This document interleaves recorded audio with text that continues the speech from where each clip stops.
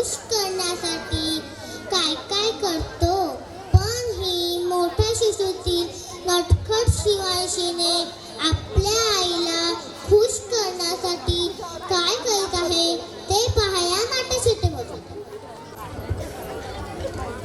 माझ्या सगळ्यांना नमस्कार. ही माझी आई माझ्यासोबत असं का करते? घरात आलेल्या पाहुण्यांसमोर माझं कौतुक का सांगते? भाषण म्हणून दाखव, नाचून दाखव, कविता म्हणून दाखव. मला आज का गरज काय?